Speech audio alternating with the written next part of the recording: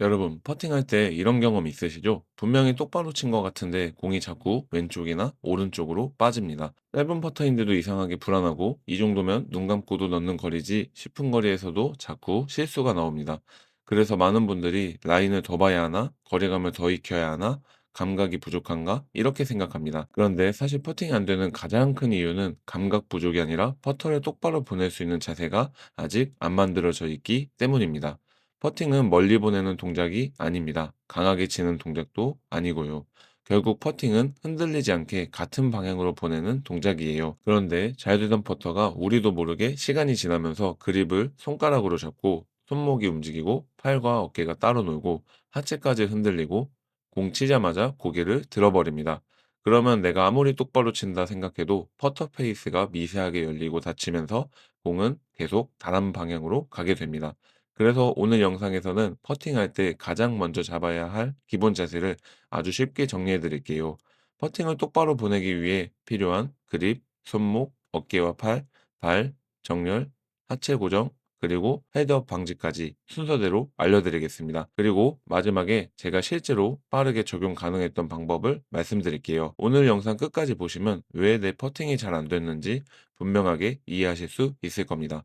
안녕하세요. 팁골입니다.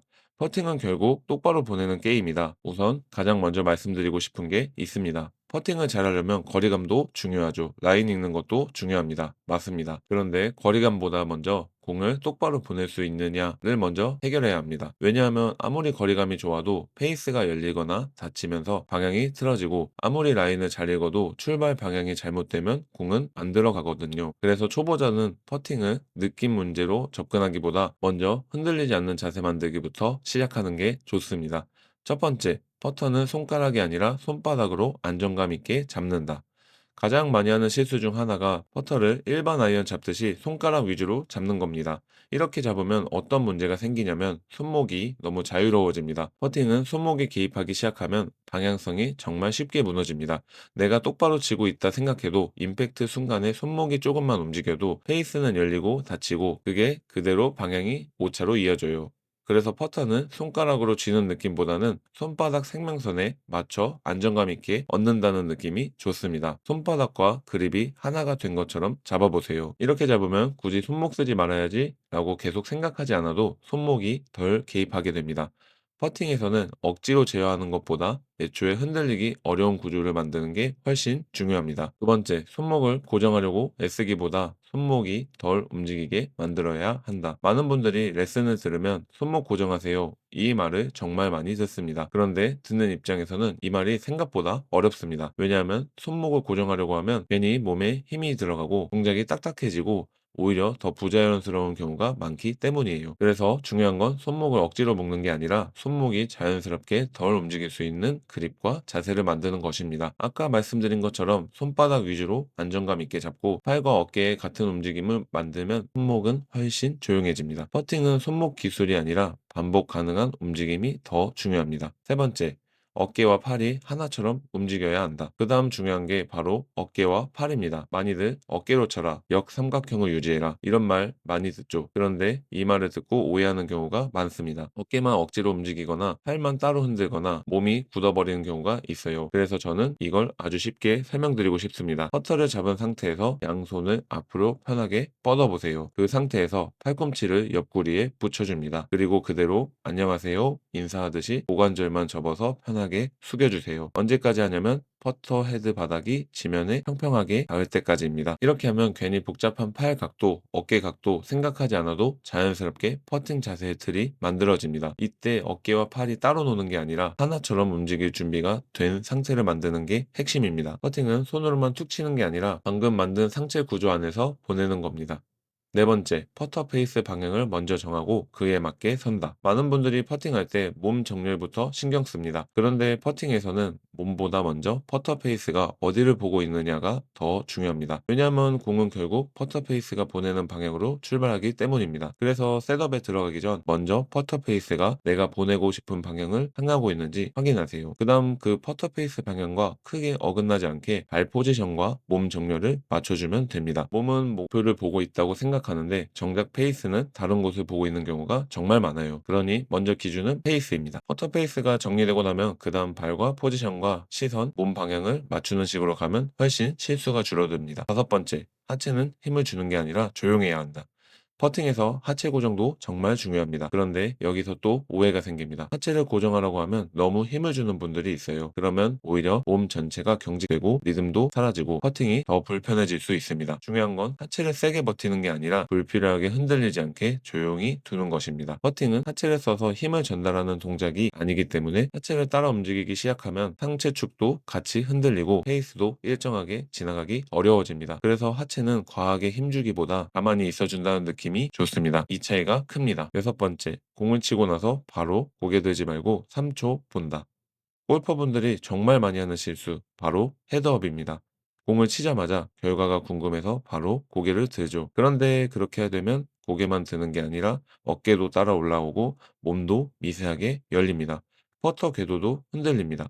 그래서 공을 친 뒤에 공이 지나간 자리 혹은 원래 공이 있던 자리를 3초 정도 더 바라보는 연습을 해보세요. 이게 별거 아닌 것 같아도 퍼팅 안정감에 정말 큰 차이를 만듭니다. 고개를 바로 들지 않는 습관 하나만으로도 임팩트 이후까지 자세를 유지하는 데 큰 도움이 됩니다. 퍼팅은 치는 순간보다 치고 난 뒤까지의 안정감이 정말 중요합니다. 앞에서 했던 내용들을 머리로 아는 것도 중요하지만 결국 퍼팅을 잘하게 만드는 건 앞의 방법을 활용하여 꾸준히 연습하고 퍼팅감을 익히는 것인데요. 그런데 전 초보 때 연습장에서 풀스윙만 연습하다 보니 퍼팅감이 사실 빨리 늘지 않았어요. 그래서 같이 시작한 지인분이 퍼트를 굉장히 잘하고 계시더라고요. 그래서 바로 물어봤습니다. 연습 어떻게 하세요? 지인분이 여러 고민을 했는데 풀스윙도 연습해야 하고 파3장 가서 숏게임도 연습하고 싶은데 시간이 없어서 꾸준하게 연습할 방법이 무엇이 있을까 생각하다가 고민 끝에 연습 도구를 하나 샀다고 하더라고요. 그건 바로 퍼팅 매트였습니다. 하루 못해도 10분 정도, 주 5일 정도는 하려고 노력한다고 하더라고요. 그 말을 듣고 여러 가지 퍼팅 매트를 구입하게 되었고, 나름 제 기준에서 만족스러운 퍼팅 매트를 찾게 되었습니다. 여러분들은 시행착오 겪지 마시라고 좋은 퍼팅 매트 선택하는 기준을 알려드리겠습니다. 제일 쉽게 하는 건 기존 그린과 비슷한 매트를 고르는 것입니다. 이건 어떻게 찾을까요? 첫 번째는 그린 스피드가 2.8에서 3.0이 나오는가입니다. 두 번째는 무소음인가, 세 번째는 매트랑 그린 잔디랑 비슷한 소재인가입니다. 이 세 가지만 보셔도 매트 고르는 건 실패하지 않을 거예요. 그런데 이것만 보면 뭔가 부족하다는 느낌이 드는데 라는 생각이 드실 겁니다. 저는 매트를 고를 때 이걸 더 봤어요. 저는 실제 퍼팅했을 때 그 긴장감과 불안감을 이겨내는 연습을 하고 싶었습니다. 그래서 실제로 홀컵이 구현되어 있는 제품을 골랐어요. 그런데 홀컵이 구현되어 있으면 홀컵으로 공이 들어갈 때 딸그락 소리가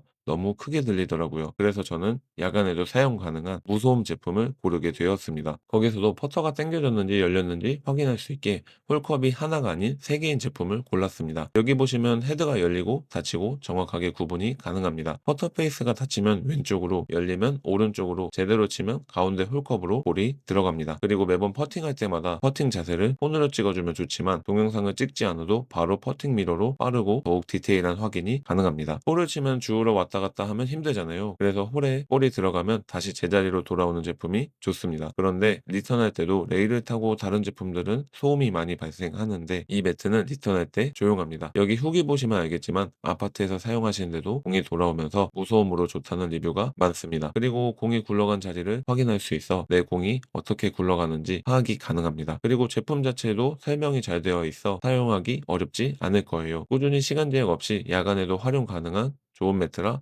한번 소개해드려 봤습니다. 정리해보겠습니다. 퍼팅을 똑바로 보내기 위해서는 먼저 안정감 있는 그립이 필요합니다. 손가락보다는 손바닥으로 잡고 손목이 덜 움직이게 만들고 어깨와 팔이 하나처럼 움직이도록 자세를 만들고 퍼터페이스 방향을 먼저 정한 뒤 몸을 맞추고 하체는 조용하게 두고 공을 친 뒤에 지나간 자리 3초를 바라보는 것. 이 기본만 다시 잡아도 퍼팅은 정말 많이 달라집니다. 퍼팅은 화려한 기술보다 흔들리지 않는 기본이 먼저입니다. 오늘 알려드린 내용을 집에서든 연습장에서든 반복해서 몸을 익혀보세요. 그러면 어느 순간 순간 억지로 신경 쓰지 않아도 자연스러운 안정적인 퍼팅 자세가 나오기 시작할 겁니다. 오늘 영상이 도움되셨다면 구독과 좋아요 부탁드리고요. 다음 영상에서는 골퍼분들이 퍼팅할 때 하체가 왜 흔들리는지, 그리고 어떻게 잡아야 하는지 더 쉽게 알려드리겠습니다. 즐거운 골프 하세요. 팁골이었습니다.